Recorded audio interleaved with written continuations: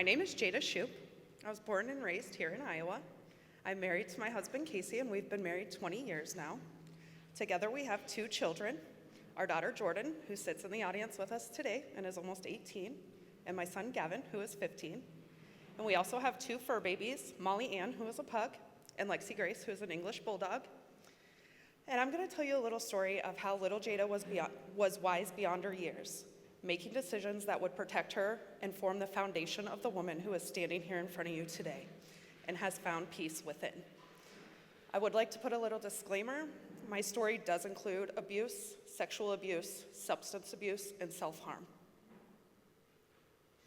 We talk about traumas that happen in our lifetime, and people have told me, well, my trauma wasn't that bad. Trauma is a result of a negative event. It occurs when you feel emotionally or mentally hurt by something that has happened. Trauma is trauma. There is no big T or little t. Trauma isn't the event or the experience itself, but rather your body and mind's response to the event or experience. My first core memory was when I was about 3.5 years old. I was sitting on the living room floor and I was changing my little sister's diaper. My parents were across the room and they were fighting, calling each other every name in the book, hitting each other. And I remember watching them and making the decision, I was never gonna be like the example that was being shown to me. I spent the next years watching my parents to learn exactly what not to do in life. As a child, the foundation of your being is formed by a safe and healthy environment, cognitive stimulation, and proper nutrition. This is a foundation that was not provided to me as a child. I lived in a constant state of hypervigilance and fight or flight. I always had to be prepared for the worst case scenario. As I grew older, the physical, mental, and emotional abuse got much worse. But I learned how to keep quiet, masking who I was, and presenting to the world as a happy child, bottling all my emotions inside. My parents divorced when I was 11 years old, and I truly thought this was gonna be the fresh start that I wanted in life. March of the following year shattered that hope and the hope that I held on in life for a brighter future. What was to be a fun weekend turned into a nightmare. My mother's then boyfriend sexually assaulted me on this trip. I knew I couldn't tell my mother what happened, so I acted as if everything was fine until we returned home 24 hours later. When I got home, I went to a friend's house and I told her what happened. Her mom is a school teacher. She called the police and reported what I claimed. The police then came, talked to me, and told me my mother was gonna be called. I had to go to the hospital for an exam and interview. When I should have been provided with comfort and reassurance in the situation, I was instead told that I was ruining my mother's life and deserved what happened to me. This was on the ride to the hospital. I went through the exam and interview completely alone. There was no aftercare therapy provided. My mother wouldn't agree to any.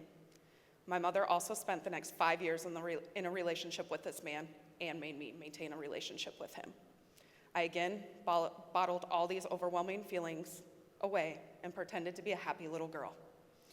Around the age of 13, the darkness became a lot harder to keep at bay. We had moved to Cedar Rapids, and I started to hang out with people who could provide me with some substances that could take the pain away momentarily. This is also when the thoughts of self-harm started making a very daily appearance. At the age of 14 is when I declared that if I made it to adulthood alive, I was gonna share my story. I really, truly did not believe I would make it to my 16th birthday. Shortly after this declaration is when the universe put my husband in my life. He is the one who brought some hope, light, and happiness back into my life.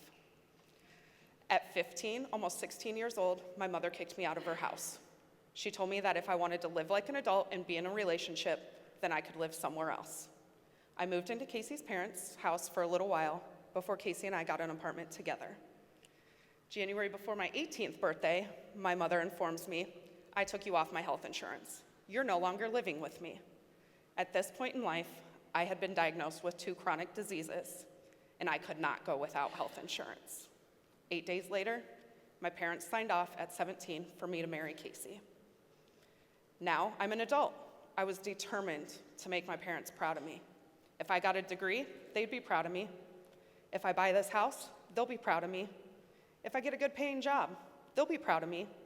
If I have a child, they'll see I'm a good person, and they'll be proud of me, right? In 2006, at the age of 19, Casey and I welcomed our first baby, Jordan Mackenzie. The first time I laid eyes on that positive pregnancy test, I knew I was going to protect this baby no matter the cost. This is where my healing journey really began, and I didn't even recognize it. Around this same time, my father approached me, and he had been in and out of my life since my parents divorced.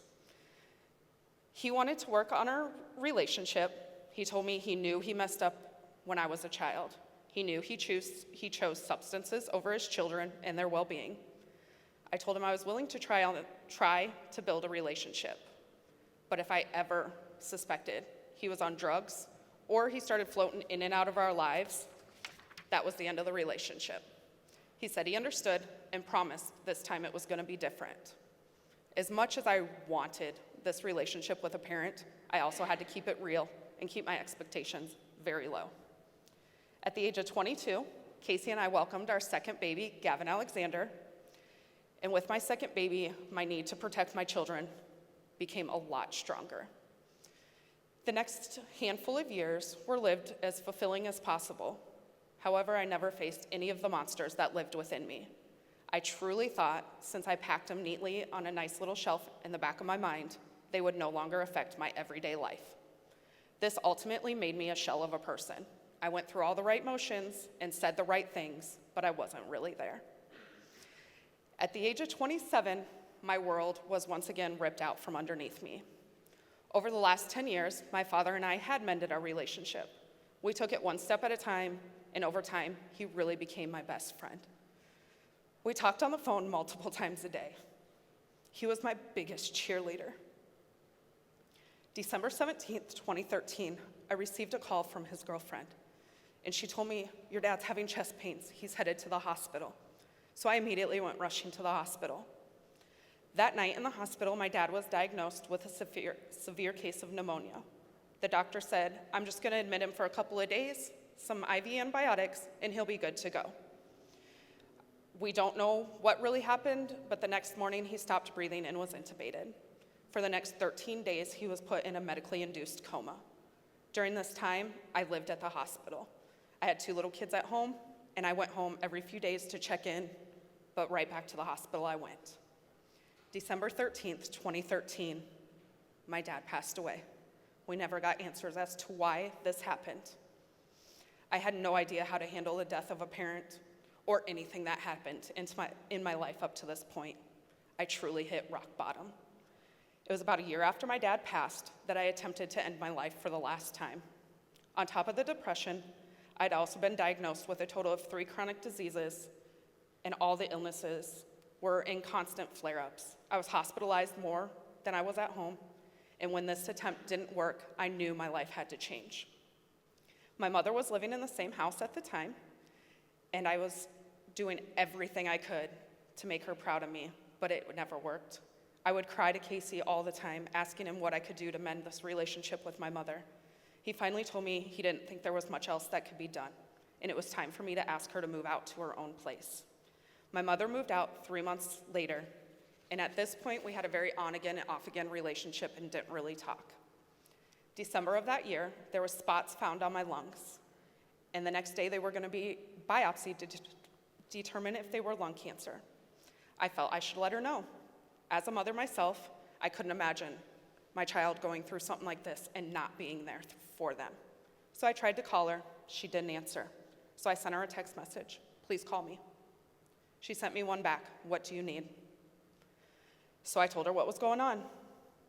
She sent back a text message, and she goes, "I'm not sure what you want from me. I don't care." In that moment, I realized I was never going to have a mother who supported me or wanted what was best for me. In a very quick reaction, I told my mother, "You're correct. I am now dead to you. Please never contact me again." I blocked her number, and the next day changed my phone number. It has now been 6 years since I've spoken to her last. By the age of 31 years old, I had to grieve the loss of both parents. Grieving the loss of a parent that was still alive was something I knew I needed to seek help with. I had to change my life, and I couldn't navigate this on my own. So I started reaching out to therapists, but I never found the correct fit where I felt safe that I could open up. I was introduced to a life coach through a very good friend, and this is where I started to face the monsters that lived within me. I hate when people say, but your trauma made you stronger. No, bullshit. My trauma traumatized me. It gave me trust issues. It gave me severe PTSD. It gave me nightmares and flashbacks. It made me a people pleaser who had no boundaries, and it made me tired. What the trauma and situations I was involved in did teach me, though, I was strong enough to stand up and take the next step out of the darkness. I was the one who wiped my tears and said I was going to try again. I had to learn how to take the bricks that were thrown at me and build my own foundation that was not built as a child. I watched everything in life and took note of it to make sure when I was older, I did the complete opposite. In theory, this kept me alive as a child, but as an adult, it set me up with unrealistic expectations, like my marriage. I watched my parents fight, hit on each other, call each other names, and I knew I was not going to have a household like that. Yes, I was able to build a peaceful home, but what I didn't take into consideration is that spouses fight. There's ups and downs through life, and this is completely normal and healthy. I searched for happiness for 30 years.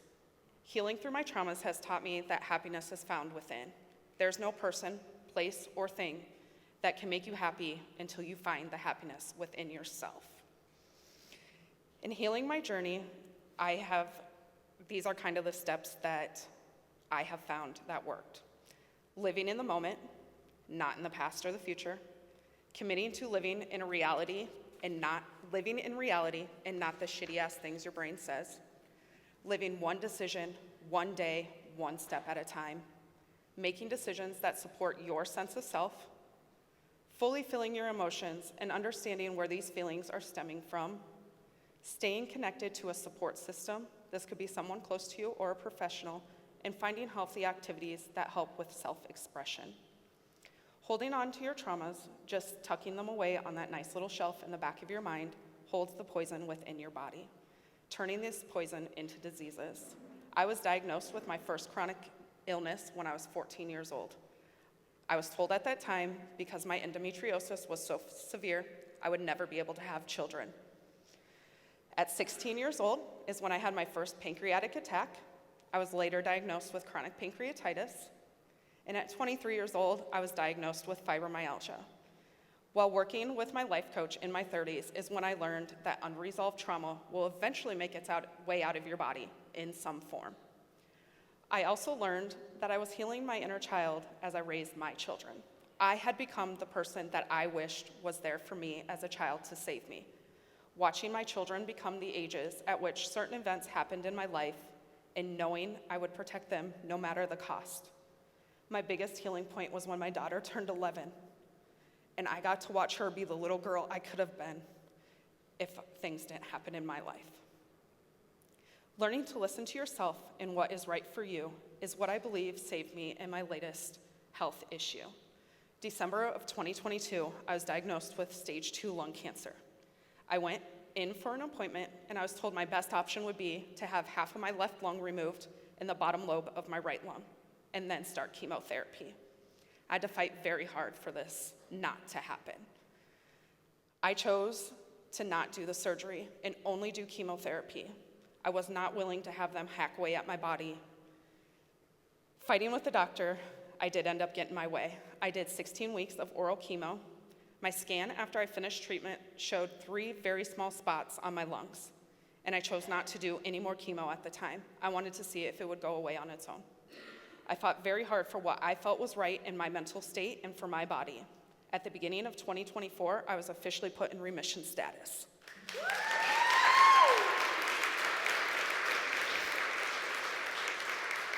I have also gotten to heal some of my childhood traumas through the businesses I own today. I own Mackenzie Alexander Home Goods and Bakery. We specialize in custom cakes, cookies, and breads. This heals a big part of my inner child who had to wonder where her next meal was coming from. I also get to express myself creatively through cakes I make for people's special events. I also run an in-home daycare where I get to be the safe person that I never had as a child. I get to explore the world through the children's eyes and see the world through a lens which I've never experienced. I'm in the process of also writing a book. It's set for publication in 2025, and my book goes into much more detail of my childhood and healing journey. Your traumas do not have to define who you are as a person. It is our job to heal and grow from these experiences, becoming a better person for our current and future selves, and creating a brighter path for those behind us. Finding peace within is where the beauty truly lies. Thank you.